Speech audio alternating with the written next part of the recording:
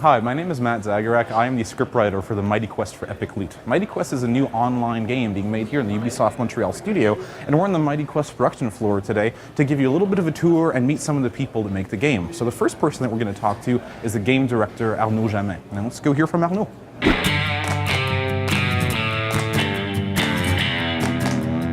Donc, mon rôle sur le projet, c'est de définir une vision pour l'équipe, mais de plus en plus, c'est d'écouter les idées de l'équipe et aussi les idées de la communauté qui émergent pour finalement enrichir la vision. Donc la force de Mighty Quest, c'est de mixer deux gameplays, un gameplay d'attaque hack and slash, addictif, avec des sessions courtes, et un gameplay de défense dans lequel le joueur va pouvoir utiliser sa créativité pour créer le château le plus meurtrier possible pour les joueurs qui vont entrer dans son château.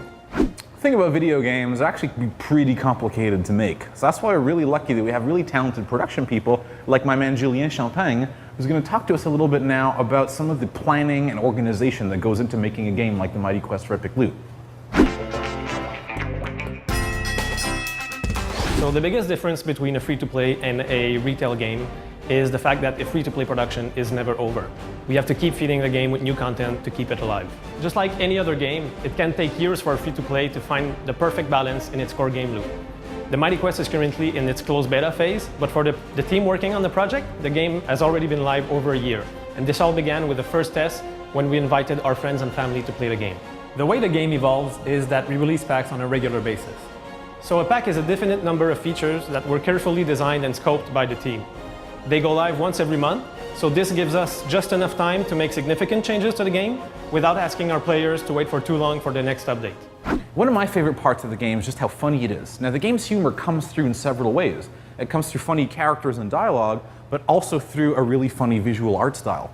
So now we're going to speak with Geneviève, who's going to tell us a little bit about what goes into actually making that good art.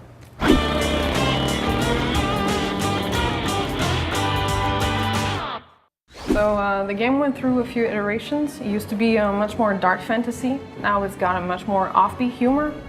So how that transcribes is that we play a lot with the contrasts. We play with proportion, but especially contrasts. For example, we've got the Cyclops. He's huge, he's badass, he's going to kill you. At the same time, he looks super dorky and picks his nose.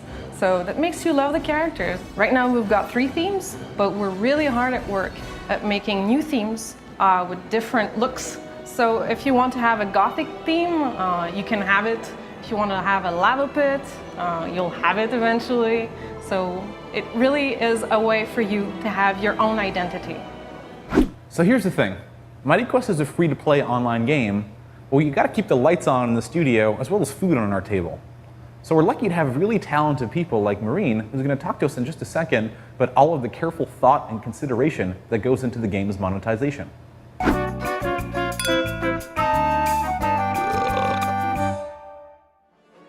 Our monetization system is based on easing progression, it's on convenience, and it's on, very soon, going to be customization. So can you play our game without spending any money? Absolutely. You can go from the very beginning to the very end of the game without spending any hard currency. It was really cool to read recently that one of the first people to get his castle and his hero to max level, he announced that he did so without spending a dime.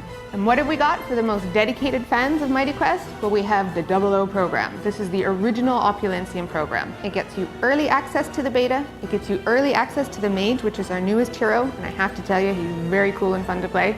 And you also get exclusive early access to some really unique and cool monsters.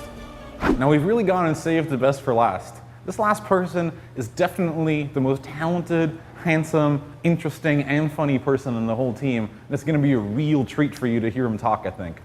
Yeah, it's going to be great. Well, I take my influences in my writing on Mighty Quest from all over the place. I'm a big fan of film, of books, of other video games, obviously, but there's some TV shows in particular that are a huge influence on the writing that I do, and it's TV shows that combine fantasy with crazy situations and clever dialogue. One interesting thing about the character archetypes and their personality is that all of the characters in the game, all the main heroes, are all based on modern-day archetypes. So in the case of the knight Sir Painhammer, well, when I was writing the character, I thought I'd like to think of him as an NFL quarterback, sort of like this razzle-dazzle kind of football player. Yeah. Writing a game that's online multiplayer, like Mighty Quest, is obviously a very different prospect than writing a more traditional video game with acts, characters, narrative arcs, etc., which is not something that we really have in our game. What we do have in our game is a story that is built by players. The story of the game is really the story of players looting each other's castles, defending their loot against others, competing, bragging, showing off, and that, I think, is the real story of the game. Thanks very much for watching the video. That's all we have for you today, but stay tuned, there'll be plenty more to come really soon. So thanks a lot, take care.